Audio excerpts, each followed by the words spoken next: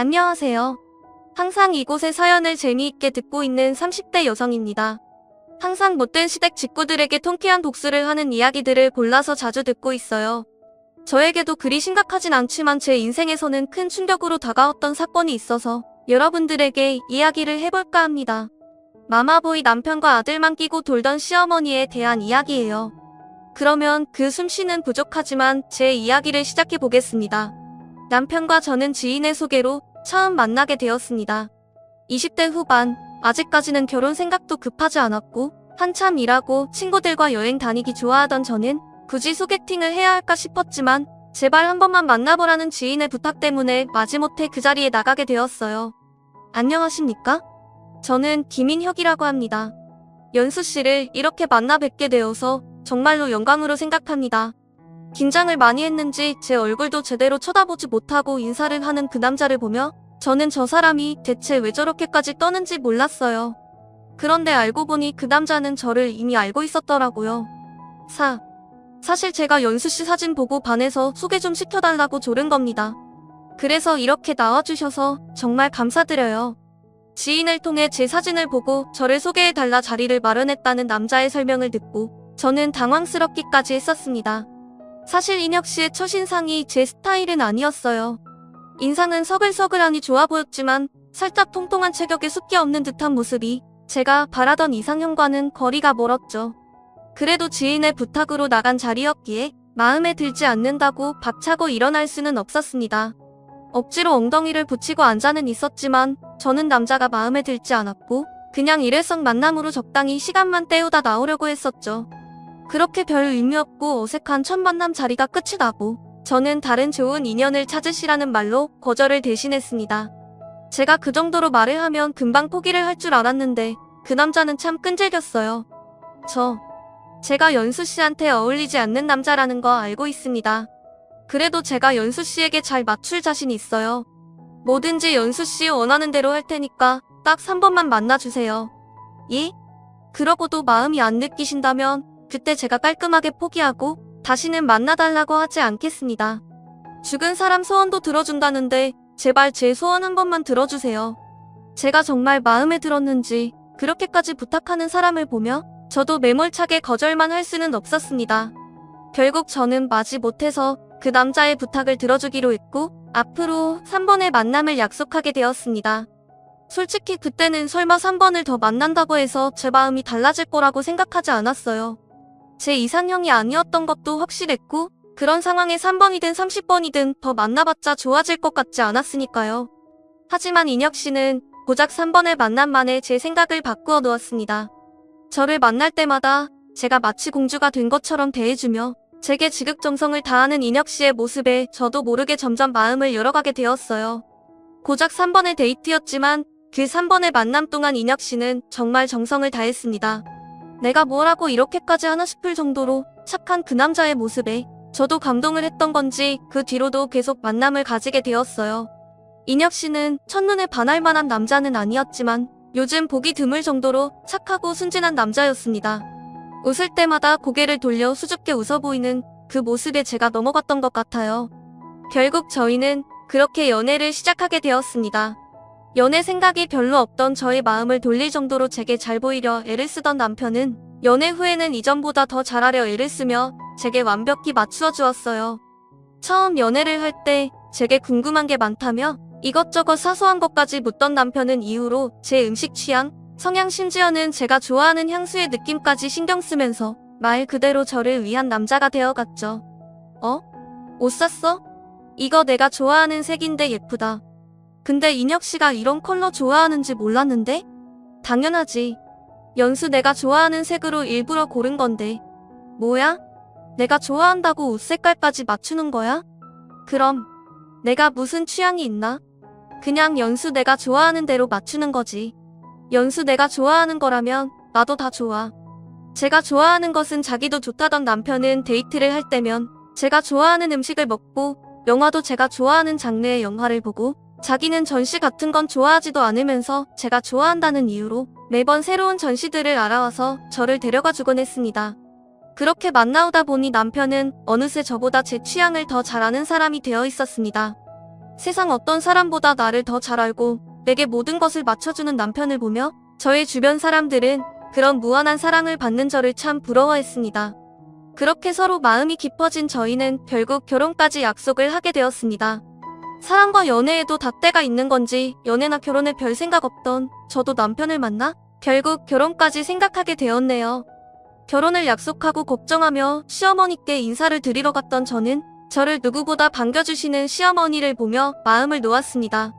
어머, 네가 연수구나. 세상에 그동안 말만 들었지. 이렇게 보게 되니 너무 반갑다. 그동안 얼마나 보고 싶었는지 몰라 궁금했지만 내가 괜히 젊은 사람들 귀찮게 할까봐 말도 못 꺼냈지. 그래도 이렇게 만나니 참 좋구나. 저도 어머님 뵈어서 기뻐요. 늦게 인사드려서 죄송합니다.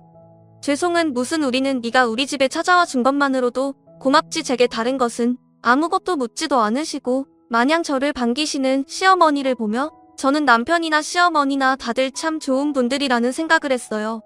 어머님 혼자 아드님을 키우시면서 고생도 많으셨을 거고 그만큼 욕심도 있으셨을 텐데 시어머니는 제게 뭐 하나 바라지 않으시고 저희의 결혼을 축복해 주셨습니다. 그런 덕분에 저희는 별다른 문제 없이 무사히 결혼식까지 잘 치를 수가 있었죠. 하지만 꿈만 같을 줄 알았던 저의 행복한 결혼 생활에는 남들은 모르는 이면이 있었습니다. 남편이 홀어머니 밑에서 자라서 어머니와 각별하다는 건 알고 있었지만 그걸 가지고 크게 걱정하지는 않았어요. 하지만 결혼 후 알게 된 남편의 진짜 모습에 저는 크게 당황스러웠습니다. 분명 결혼식까지는 제 의사대로 따라주고 별말 없던 남편이 정작 결혼 후에는 제 말이 아니라 어머님 말씀을 들으면서 사소한 것 하나까지 어머니에게 물어보며 어머니가 시키는 대로 하려 하는 겁니다. 오빠 공과금이 미납이라는데 알고 있었어? 아, 그거 내려고 했는데 깜빡했네. 내가 저번에 계좌이체 신청해 놓으라 그랬는데 안 했어? 계좌이체 해두면 매번 안 내도 되잖아. 아, 그게 있잖아. 내가 엄마한테 물어봤는데 계좌이체 해두면 가끔 2번 빠져나가거나 잘못 이체되는 경우가 있대. 그런 건 매번 일일이 확인하고 해야 한다고 엄마가 하지 말래. 뭐? 그걸 뭐 하러 어머님께 물어본 거야?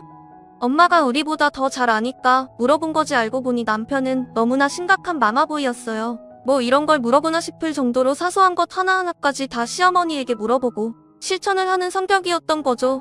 처음에는 중요한 것도 아닌데 그렇게까지 하는 게 이해되지 않았지만 남편이 여태 살아온 습관이라기에 이해를 하려 했습니다.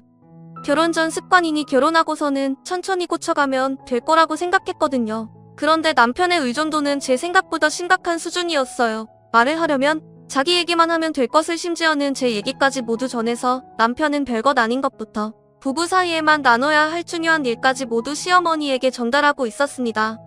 연수, 너 너희 집에 둘밖에 없다고는 하지만 잠잘 때는 옷도 바지도 입고 자야 한다. 여자는 착오로 하체랑 배가 따뜻하게 지내야 했니?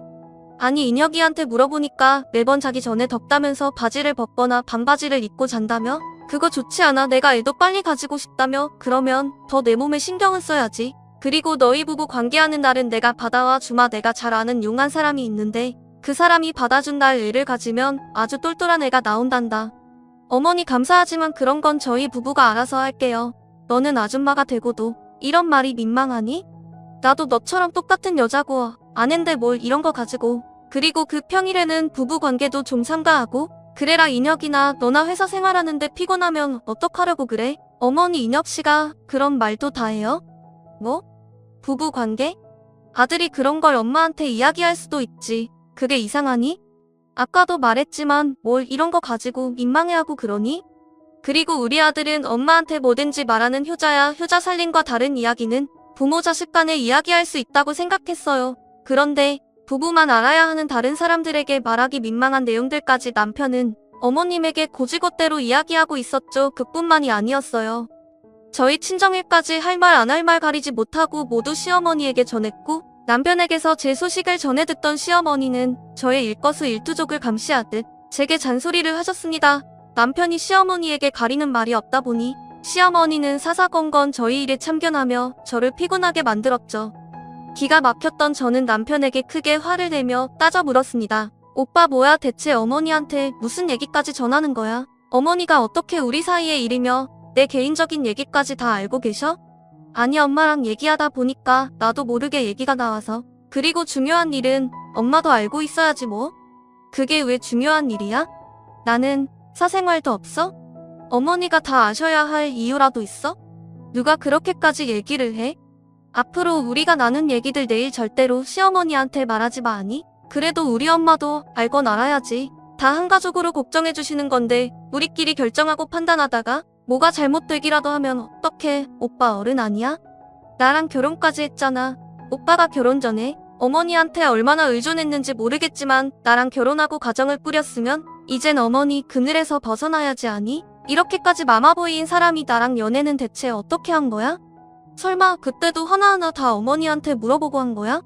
제 물음에 우물쭈물하며 대답 못하고 눈을 피하는 남편을 보니 정말 기가 막혔습니다. 설마 하고 물어본 얘기였는데 진짜로 연애 때부터 시어머니 말을 듣고 저랑 연애를 했었던 거예요. 그 얘기까지 알고 나니까 저는 사기 결혼을 당한 기분이었습니다. 대체 내가 알고 있던 사람이 남편인 건지 시어머니인 건지 혼란스러워졌죠. 그 일로 크게 충격을 받은 제가 한동안 남편에게 냉담하게 굴고 말을 섞지 않았더니 남편이 제 눈치를 보기 시작했고 그 뒤로는 제 얘기를 시어머니께 전하는 일은 줄어들었어요. 하지만 그렇다고 시어머니의 간섭이 줄어들지는 않았습니다. 남편이 시어머니에게 보고를 하지 않자 시어머니는 더 집요하게 저희 부부 사이를 파고들려 하셨습니다. 제 앞에서 아주 대놓고 저희 사생활을 캐물으시고 모든 걸 자기 뜻대로만 하고 싶어 하셨습니다. 별별 일들로 저희 부부를 간섭하려던 시어머니 때문에 시댁에서 기분이 상해서 돌아오는 날이면 남편은 시어머니 앞에서는 시어머니 눈치를 보다가 집에 와서는 그제서야 제 눈치를 보기 시작했습니다. 여보 미안해. 화 많이 났어? 화가 많이 났냐고? 그럼 화가 안 나게 생겼어? 오빠는 거기서 왜 어머니 편을 들고 있는 거야? 내 편 안 될 거면 가만히라도 있던가. 오빠가 자꾸 어머니 편만 드니까 어머니가 더 그러시는 거잖아. 왜 내가 모든 걸 하나하나 간섭받고 어머니 좋은 대로 해야 해? 내가 어머니랑 사는 거야? 오빠랑 사는 거야?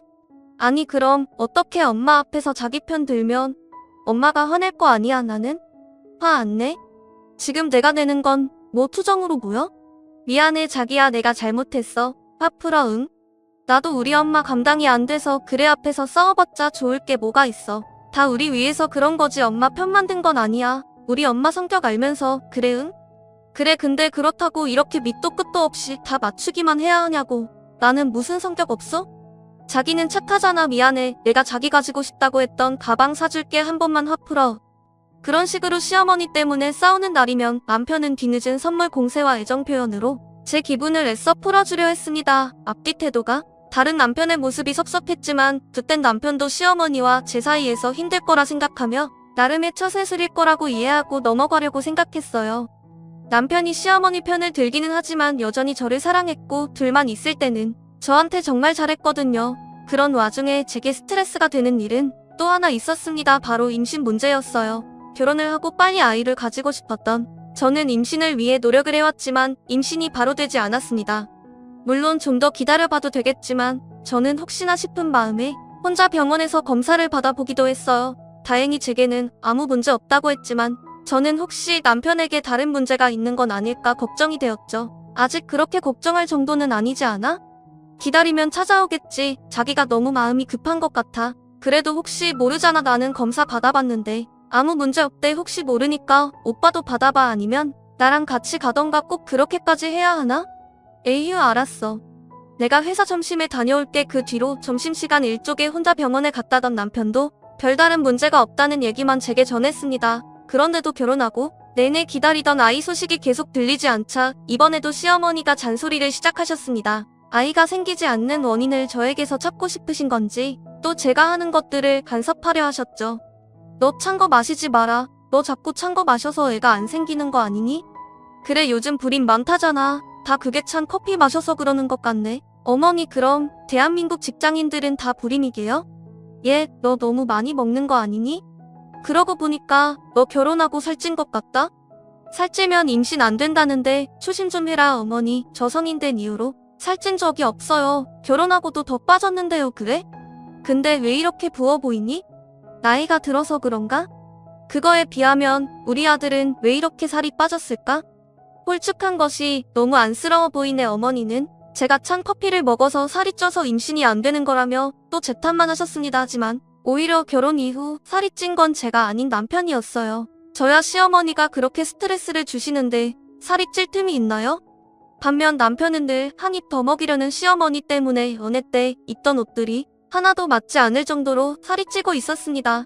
연애 때도 조금 체격이 있어 보이던 남편은 어려서부터 소화 비만이었습니다. 그것도 모두 어렸을 적부터 아들 입에 들어가는 거라면 아끼지 않으시는 시어머니 덕분이었죠.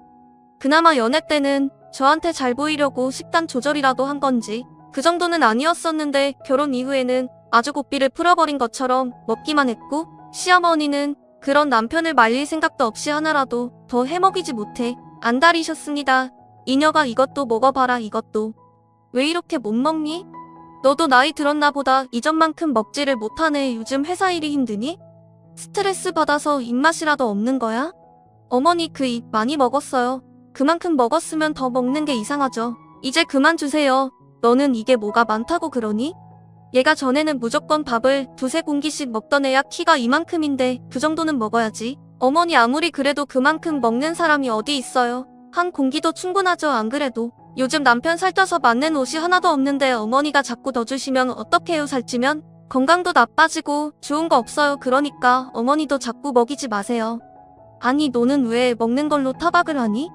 어머니는 통통한 아드님 얼굴이 야위어만 보이시는지 제가 만류를 하는데도 자꾸만 음식을 권하곤 하셨습니다. 제가 옆에서 눈치를 줘도 남편은 시어머니 주는 대로 다 받아 먹으며 살만 쪄가고 있었어요. 보기 싫은 것도 문제였지만 살이 찌면 고혈압이나 당뇨도 위험하고 건강이 걱정되어 만류하고 싶었어요. 안 그래도 임신이 되지 않아 걱정이었는데 체중이 임신에 영향이 있다는 얘기를 듣고 더 걱정이 되었거든요. 남편의 건강을 위해서도 우리 부부의 임신을 위해서도 저는 남편의 다이어트를 밀어붙였죠. 남편은 벌써 100kg이 육박하는 몸인데 야위어 보인다며 남편의 다이어트를 매번 무산시켰던 시어머니와 언쟁을 벌여가며 남편 다이어트의 허락을 겨우 받아냈습니다. 그래도 시어머니와 언쟁을 벌이면서까지 시작하게 된 남편의 다이어트는 기대 이상으로 성공적이었어요. 남편 인생을 통틀어 가장 날씬하고 탄탄한 몸매로 변하게 되었거든요. 물론 그 모습을 만드는 데까지 쉽지는 않았습니다. 제가 매일 포기하려는 남편을 어르고 달래고 때로는 혼을 내기까지 하며 같이 운동을 하며 만들어낸 결과물이었습니다. 영양과 칼로리를 신경을 쓴 식단까지 제가 직접 다 해다 먹였어요. 거기다 저 몰래 다이어트에 도움이 안 되는 음식을 남편에게 해다 먹이려고 하는 시어머니를 막으려 제가 매일같이 감시를 해야 했어요. 남편의 회사 사람들로부터 다른 주변 사람들 모두 변한 남편의 모습을 보면서 그제서야 인물이 환하다고 건강해 보인다며 긍정적인 소리들을 해주었죠. 그런 남편의 모습에 유일하게 꾸안한 모습을 보이고 있던 사람이 시어머니였습니다. 살에 파묻혀 있던 외모에 건강까지 잡은 남편의 모습을 비쩍 마르고 야위었다며 앓는 소리를 했어요. 건강하게 변한 남편의 긍정적인 소식 말고도 또 하나의 기쁜 소식이 저에게 찾아왔습니다. 남편의 다이어트가 성공하고 시간이 어느 정도 지났을 무렵 유독 회사 일을 하면서 졸리고 피곤했어요. 그때는 단순히 식곤증이나 남편에게 신경을 많이 쓴 탓이라고 치부했죠. 그런데 매달 정확한 주기로 하던 월경이 늦어지고 있었어요. 그것 말고도 좀처럼 보이지 않던 몸의 변화가 느껴졌어요. 처음에는 임신을 생각하기보다 혹시 몸에 문제가 생긴 게 아닐까 걱정을 하며 제 증상들을 인터넷에 검색하게 되었죠. 그리고는 제 증상들이 임신 초기의 증상임을 알게 되었습니다. 임신을 하려 노력은 하고 있었지만 좀처럼 소식이 없는 이유로 기대를 하지 않고 있던 저는 부모자에게 알리지 않고 혼자 회사 점심시간을 이용해 산부인과를 찾게 되었습니다. 괜한 기대를 하면 실망만 더 크게 할 것 같아 검사를 받기 직전까지 아무런 생각을 하지 않았어요. 그런데 의사분에게 초음파 검사를 받으면서 제가 꿈에 그리던 말을 듣게 되었습니다. 바로 임신 소식이었죠. 결혼을 하고 계속해서 바라던 아이였는데 다이어트를 열심히 따라와준 남편과 저의 노력으로 소중한 아이가 찾아와 주어서 너무 기뻤습니다. 마음 같아선 당장에 시어머니와 남편에게 기쁜 소식을 알리고 싶었지만 깜짝 놀라게 해주고 싶었어요. 남편의 건강과 다이어트 때문에 필사적으로 몸에 좋지 않은 음식을 막아왔던 저였기에 갑작스레 먹고 싶은 음식을 모두 모아 먹자는 제 제안을 두보자 모두 이상하게 생각했습니다. 아이가 생겼다는 제 이야기를 듣고 기뻐할 남편과 시어머니의 모습을 상상하니 어서 빨리 퇴근을 하고 싶었어요. 근무를 하는 내내 컴퓨터의 시간만 보며 퇴근 시간을 기다리게 되었고 5시 정각이 되는 시간에 맞춰 불이 나기 시댁으로 가게 되었습니다. 어머니 저 왔어요. 너 옷도 안 갈아입고 바로 온 거야? 아니 무슨 일이길래 이렇게 급하게 온 거니? 별일 아니에요. 그냥 인혁씨가 다이어트 한다고 고생도 했고 어머님께서도 아들 마음껏 먹이지 못하셔서 속상하실 것 같아서 겸사겸사 자리를 마련하려고요. 그래 잘 생각했어. 내가 너 때문에 말은 못했지만 우리 인혁이 매력이 풍채에서 나오는 남자다움이 아니니? 남자가 그렇게 마르면 밖에서 힘도 못 써요. 이제부터라도 우리 인혁이 원하는 대로 먹이고 살자. 그때 저는 시어머니 입에서 무슨 이야기가 나와도 좋았습니다. 퇴근하면서 사온 음식 재료들로 콧노래까지 부르며 음식을 하게 되었고 오랜만에 아들에게 마음껏 먹일 수 있다는 생각에 남편과 시어머니가 좋아하는 음식을 하고 있었죠. 그 외에도 두 사람이 좋아하는 배달 음식까지 시켰기에 주방에 있는 식탁에 말고 거실에 따로 상을 펴야 했어요. 일을 마치고 온 남편도 한순간 변한 제 모습을 보고 무슨 일인가 싶어 눈치를 보고 있었죠. 기분이 날아갈 듯 좋은 제 모습을 보고 금방 안심을 하게 된 남편은 간만에 포식하게 생겼다며 옷까지 갈아입고 먹을 준비를 하고 있었습니다.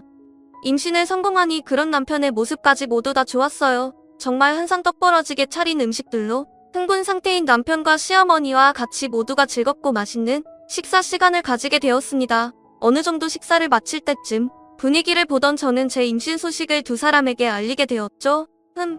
아내로서 며느리로서 제가 할 말이 있어서 이렇게 모두가 즐거운 시간을 만들었습니다. 어쩐지 평범한 날은 아니다 싶었어. 당신 승진한 거야? 아니면 보너스라도 받았어? 아, 당신 로또 됐구나. 아니야, 그보다 더 좋은 거야. 당신한테도 어머님께도 도대체 뭐길래 이렇게 뜸을 들이냐? 어서 말해봐라 어머님. 여보, 저 임신했어요. 요즘 통몸이 이상해서 문제라도 있나 싶어서 오늘 산부인과에 갔는데 글쎄 임신이래요. 아직 3주차라 조심해야 한다는데 어떻게 저 혼자만 이 소식을 알고 있겠어요. 여보, 드디어 당신도 아빠가 된 거야. 어머님, 제가 예쁜 손주 보여드릴게요. 그 기쁜 소식을 듣고도 난리를 피우고 있는 건 저 혼자였습니다. 무슨 일인지 남편과 시어머니는 얼굴이 굳어가며 임신 소식에도 반응을 하지 않고 있었어요. 내가 너무 갑자기 말해서 다들 놀라셨어요? 밥 먹기 전에 말해야 했나? 제 물음에도 아무런 말이 없던 시어머니와 남편은 서로 눈짓을 하며 사인을 보냈죠. 아니? 너무 놀라서 그런 거지. 근데 당신 정말 임신 맞아? 다른 병원 가서 확인해 봐야 하는 거 아니야?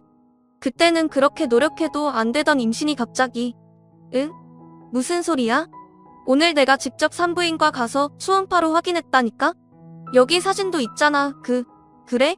그래도 또 모르지. 의사가 잘못 확인했을 수도 있고 혹시 당신이 처음에 생각한 것처럼 혹이나 그런 문제를 잘못 봤을 수도 있고 이왕 확인하는 거 확실하게 한 번 더 확인해보자 뭐.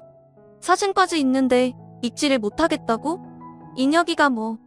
아니, 확실히 확인해보려고 하는 거니까 지금 당장 확인을 해보자는 거지. 무슨 말인지 모르겠지만 초음파 사진을 보여줘도 믿지 않는 두 사람은 굳이 지금 확인을 해야겠다며 야간 진료가 있는 산부인과까지 찾아 확인을 하자고 했습니다. 그때까지도 용문을 몰랐던 저는 단순히 두 사람이 괜한 실망을 하고 싶지 않아 재차 확인을 하고 싶어 한다 생각했어요. 그렇게 도착한 산부인과에서도 야간에 임신검사를 받으러 온 저희를 이상하게 봤어요. 병원 내 주위를 둘러보아도 다들 급한 문제로 온 임산부들이 많았지 저처럼 검사를 굳이 야간 진료 시간까지 받으러 온 사람은 없었죠. 그렇게 검사 예약을 하고 진료를 받게 되었습니다. 의사 선생님과 함께 검사실로 가족 모두 몰려가 확인을 하게 되었죠. 너무나도 당연하게도 초음파 화면에는 이전 사진과 같은 아기의 모습이 보였습니다. 의사 선생님도 그 화면을 정지시켜 남편과 시모에게 보여주고 3, 4주차 되어 보인다며 설명까지 해주었어요. 이쯤 확인이 되었으면 기뻐할 만도 한데 시모와 남편의 얼굴은 더 굳어져 있었습니다. 저와 가족들에게 다른 설명을 위해 옆 진료실로 의사 선생님이 가게 되자 곧바로 시모가 제 머리채를 잡고는 쥐어뜯기 시작했습니다. 아, 어머님 아파요. 도대체 왜 이러세요? 뭐? 왜 이러세요? 이 년이 보자 하니까 누굴 바보로 하나. 나랑 내 아들이 그렇게 쉽게 보여? 내가 먼저 선수 쳐서 임신했다고 하면 잘했구나 하고 축하라도 해줄 거라 생각한 거야? 이 요망하고 고얀 것이. 무슨 말씀이세요? 이거 좀 놓고 이야기하시라고요. 여보, 당신 어머니 좀 말려봐. 내가 엄마를 왜 말려? 당신 어떻게 이럴 수 있어? 나만 사랑할 것 같이 말하고 행동해놓고 애초에 나 다이어트 시키려고 했던 게 당신 바람피는데 내 눈 돌리려고 했던 거야? 당신이 바라는 대로 한 나한테 이런 기만한 모습을 보여주려고 한 거냐고? 어떻게 나랑 엄마한테 딴 놈이를 가져놓고 보란 듯이 우리 아이라고 보여줄 수 있어? 아, 도대체 무슨 말이냐고? 바람을 피다니 병원까지 와서 확인해놓고 당신 아이가 아니라니 이것 좀 말려보라고. 나 무정자증이야. 당신이 검사 받으라고 병원 간 날 내가 아이를 가질 수 없는 무정자증이라는 걸 알았다고. 나도 충격이었고 아이를 누구보다 바라는 당신한테 차마 말할 수 없었어. 나도 끝까지 숨기려고 했던 건 아니야. 엄마가 바로 이야기하지 말라고 해서. 나도 괴로웠다고 당신을 속이는 게 그래도 언젠가는 이야기하려고 했어. 우리 사이가 좀 더 확실해질 때까지. 근데 어떻게 엄마랑 나한테 임신을 했다고 속일 수가 있어? 내가 당신한테 무정자증이라는 걸 속이긴 했지만 이건 도덕적으로도 내가 당신을 속인 것과는 전혀 다르잖아. 그래? 내가 우리 모자를 아주 물로 본 거지. 사람을 속이려면 뭘 좀 알고 속이던가. 이제 다 필요 없고 우리 아들한테 피눈물 흘리게 하는 인연. 오늘 너 죽고 나 살자. 너 오늘 제삿날이야. 검사실 정리를 위해 왔던 간호사가 말려도 봤지만 소용이 없었어요. 당장의 남편 말이 귀에 제대로 들려오지도 않았고 우선은 제 머리털을 모두 다 쥐어뜯으려는 시모에게 저항하는 게 우선이었죠. 저는 아파서 소리를 지르고 시모는 악을 쓰고 남편은 울먹이는 난장판 상황에 간호사를 따라 들어온 의사 선생님께서 한마디를 하셨죠. 이러지들 마세요. 이러지 마시라고요. 다들 그만. 차분한 성격의 의사 선생님께서 소리를 지르자 순간 검사실에 있던 우리 모두가 얼음이 되었습니다. 다들 병원 검사실에서 뭐 하시는 거예요? 그리고 잠깐 이야기를 듣긴 했는데 남편분 무정자증 정확하게 어떤 소견을 받으셨어요? 네? 무슨 소견은 그냥 무정자증이죠. 무정자증이라고 해도 어떤 상황인지 담당 전문의께서 설명을 해주셨을 거 아니에요. 그때 너무 충격적이라 무정자증이라는 소리 듣고 몽해서 여기서들 이러지 마시고 우선 당장 남편분 데리고 검사받은 병원 다시 가보세요. 거기서 남편분이 자연 임신이 가능한 무정자증인지 확인하시라고요. 제 병원에서 이러지들 마시고. 저도 그때는 무정자증에 대해서 아무것도 모르고 있을 때였습니다. 듣기는 해봤지만 수많은 사람들 중에 제 남편이 그럴 거라 생각하지도 않았고 관심도 없었으니까요. 당장의 병원을 찾아가고 싶었지만 너무 늦은 시각이라 다음날 병원을 찾기로 했죠. 산부인과 의사 선생님의 말에 자신이 뭣도 모르고 난리를 피웠다고 생각했는지 시모와 남편 모두 조금은 위축된 모습이었습니다. 제대로 알지도 못하면서 두 사람이 이 난리를 피워? 내일 되면 다 밝혀지겠지. 난 자신 있어. 내일 나 오전 일만 하고 반찬할 테니까 당신 검사받은 병원 진료 예약해놔. 어머님도 꼭 오세요. 그리고 오늘 당신은 우리 집에 들어올 생각도 하지 말고. 그래도 내 집이기도 한데. 됐다. 연수 말대로 내일 되면 다 밝혀지겠지. 이녀가 우선은 우리 집에서 찾아줘야 자신 있었어요.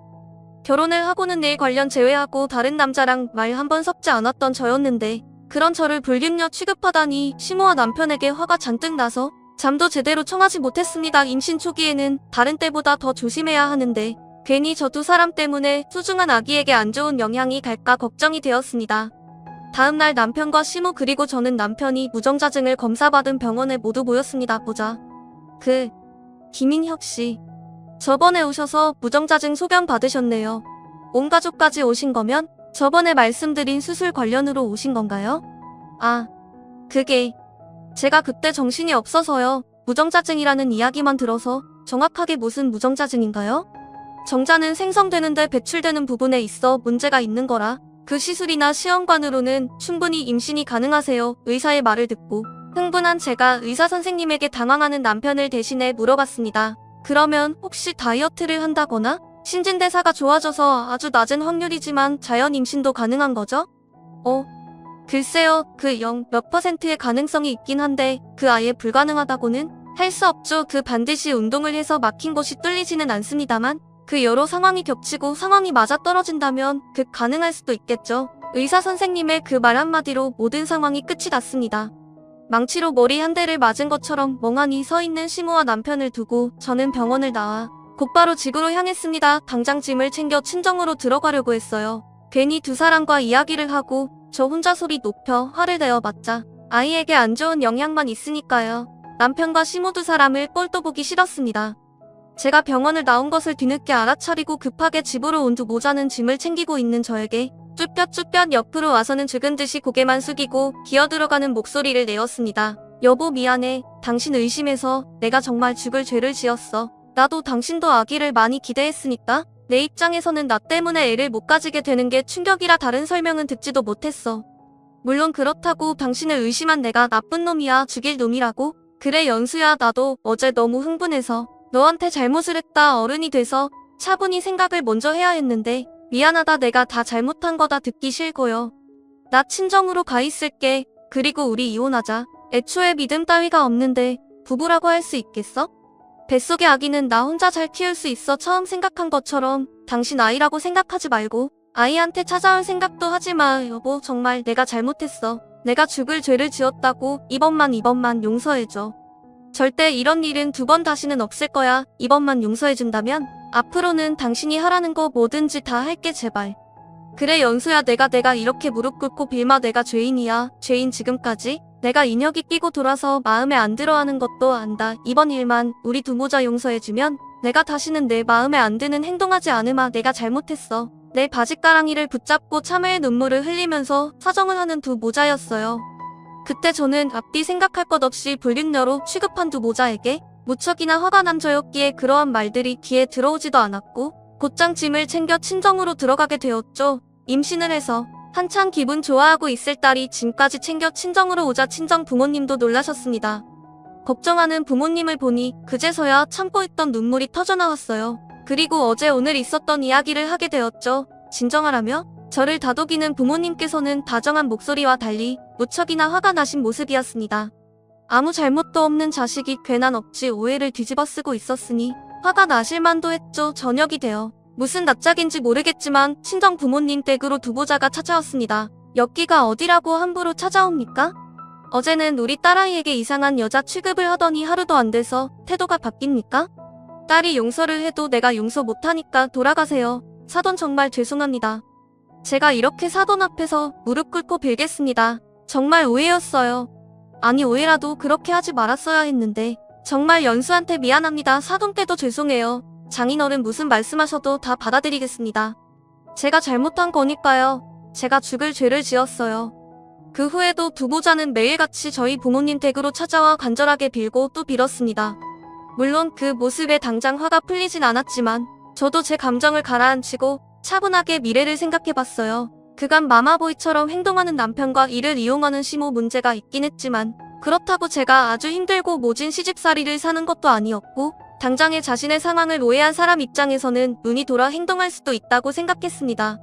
무엇보다 화가 나서 막말을 내뱉긴 했지만 아직도 남편을 사랑하고 있었어요. 앞으로 이런 일이 2번 다시는 없도록 다짐을 받기로 하고 용서를 하기로 생각했죠. 나올 생각을 하지 않는 저를 기다리고 있는 두 모자를 만나러 집 앞으로 나왔습니다. 여보, 나 정말 반성 많이 해. 이번만 용서해주면 당신이 죽으라면 죽고 살라면 살고 뭐든지 다 할게. 연수야, 나도야. 앞으로 뭐든 내 말만 들으마. 말로만 해서 무슨 약속이 되겠어요. 또 어떻게 말을 바꿀 줄 알고요. 이미 불륜녀 취급까지 받았는데요. 아무리 생각해도 괘씸하지만 이번만은 오해라고 생각하고 용서해 드릴게요. 단 각서를 받아야겠어요. 각서 100장 1000장이라도 쓸게. 당신이 하라는 대로 다 하고 추상적인 각서 내용은 법적으로도 소용이 없을 것 같아서 저는 두 모자에게 제대로 겁을 주려고 법무법인 회사까지 찾아가서 법적으로도 효력이 있는 각서를 작성하게 되었습니다. 해당 사항을 어길 시 저에게 유리한 조건들로 작성을 하고 공증까지 받게 되었죠. 그 이후 부모자는 제 말이라면 고지고대로 받아들이고 있어요. 남편은 더 이상 마마보이처럼 행동하지 않고 시모도 제 눈치를 보며 괜한 심기를 건드리지 않으려 행동을 조심하고 계시죠. 제 말에는 아예 토를 달지 않게 생각하는 것 자체를 바꿔버렸습니다. 지금은 남편과 저 그리고 태어난 아이 세 식구가 행복하게 지내고 있습니다. 시집살이는 남의 집 이야기고 제 말이라면 죽은 척까지 하는 남편으로 행복한 삶을 보내고 있네요. 저 혼자만의 생각일 수도 있지만 세상에서 가장 편안한 삶을 살고 있는 며느리이자 아내이지 않을까 싶네요. 앞으로는 지금처럼만 같이 온 가족 행복한 시간만 보냈으면 해요. 그럼 저도 글을 이만 접고 구독자로 돌아가 새로운 사연을 기대하고 있겠습니다. 제 얘기 들어주셔서 감사합니다.